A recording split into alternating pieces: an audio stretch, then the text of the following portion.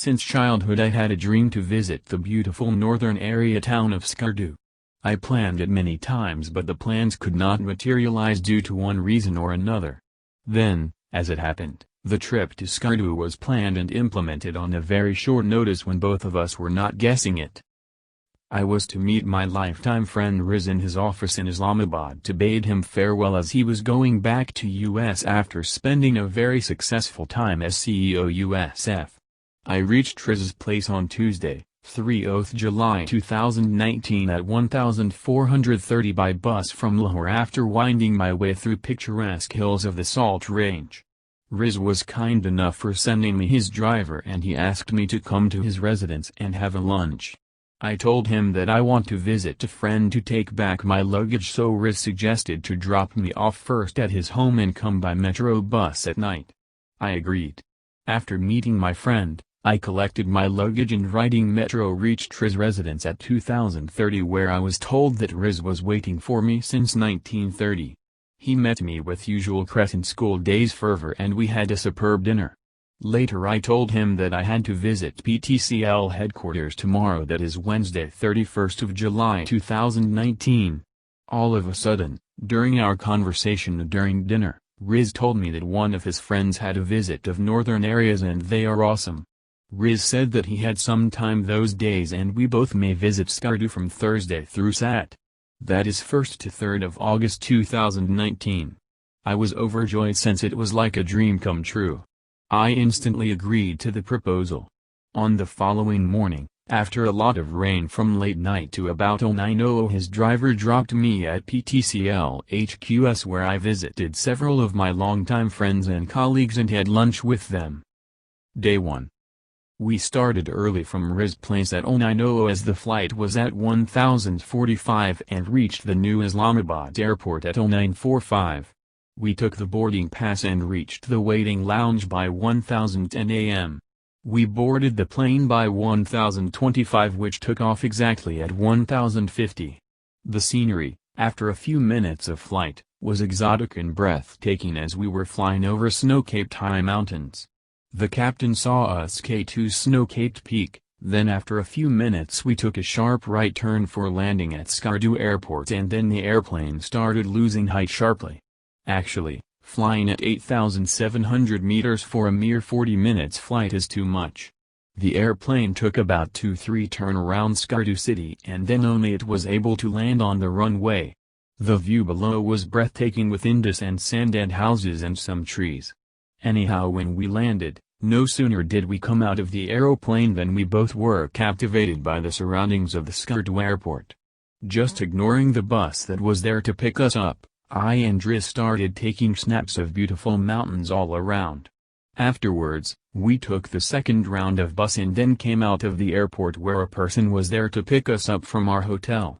We reached our hotel in a few minutes since the hotel was quite near to the airport. We took some time to fresh us up and then immediately took the road to the Deosai Plains which proved to be a 3 hours journey. We started at around 1300 and reached Deosai proper at 1600. It was very cold up at Deosai. The plains are highest in the world after Tibet and are situated at a height of 14,000 feet, about 6,000 feet above the Skardu city. We took out our light jackets but it was still very cold. It was also raining and that added to the cold. When we looked at the surroundings, it seemed as if we had reached a fairyland. There were green gently rolling hills all around with flowers and puffy clouds touching the hills. We took there quite a snap and then followed the return path to Skardu at around 1600. On our return journey, we met the marvelous Sadpur Lake with its turquoise water and the high-speed wind that was blowing all around it which I still remember. We then passed by the hydroelectric power plant of Skardu which supplied electricity to Skardu city. After passing through several streams at which Riz stopped the jeep every time to wash his face with the fresh and icy cold water of which he was very much fond of, we reached Skardu city and took a very nice dinner of chicken boneless chicken, at one of the local restaurants which was one of the best I ate to date. Day 2. The second day was the 2nd of August 2019. The sky was clear, as usual, at Skardu since Skardu lies outside the influence of the monsoon. As we were very much tired the day before, so we decided to try the complimentary breakfast at our hotel. The breakfast was nice. After taking breakfast it was already 1030.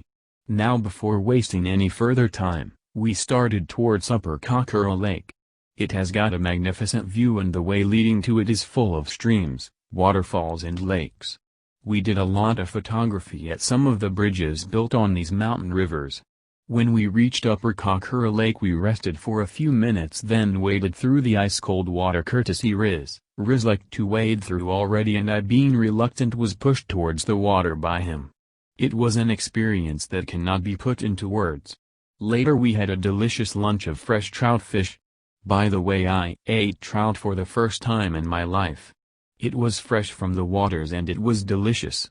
After spending an hour or two at this spot we started for Lower Kakura Lake, which is nearby at a distance of half an hour. We parked our jeep in the parking area and walked for about 10 minutes or so to reach the Lower Kakura Lake, which we found to be as beautiful as the first one but with facilities of boating, swimming etc. We took a motorboat and asked the boatman to go slow so that we can better enjoy the scenery around the lake.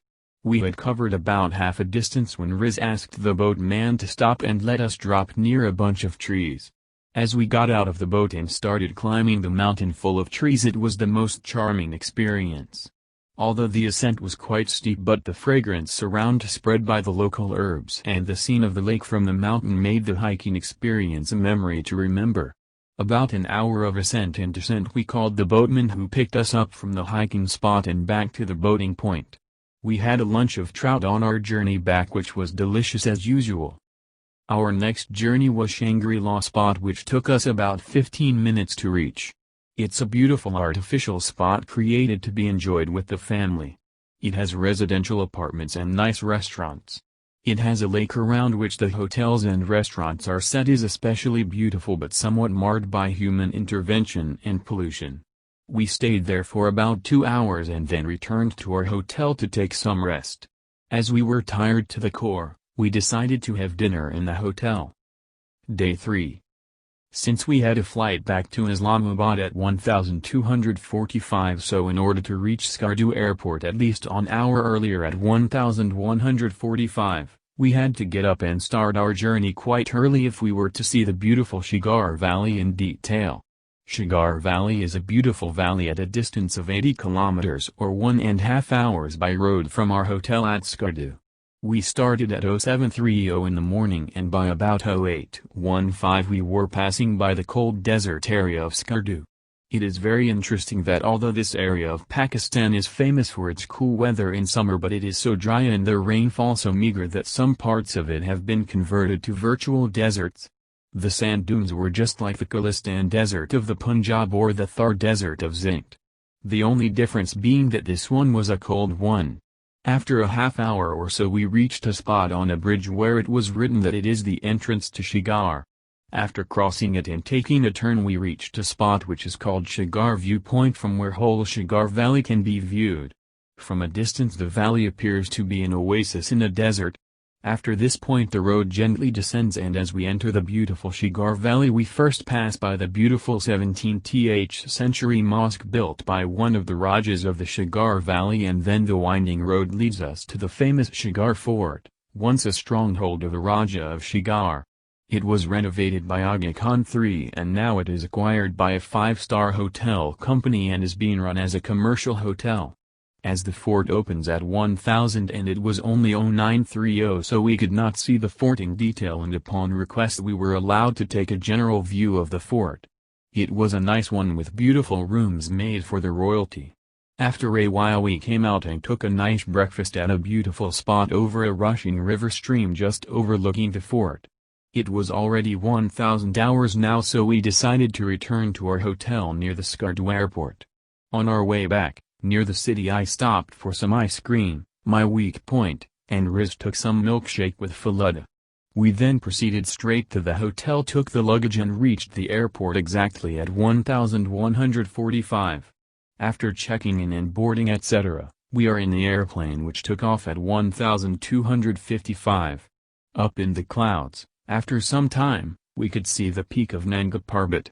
Afterwards, passing over Mansehra, Abbottabad, and Havlian, the plane started its descent. What a descent it was! Actually, to fly at 8,700 meters in a 40 minutes flight is too much. It took the captain about 10 minutes and 2-3 circles around Islamabad airport to land at last at the runway. It was now 1,440 and Riz driver was already waiting to take us straight to our homes in Lahore, thanks to Riz for his courtesy. No doubt, my trip to the northern area town of Skardu was the best trip I ever had in my whole life.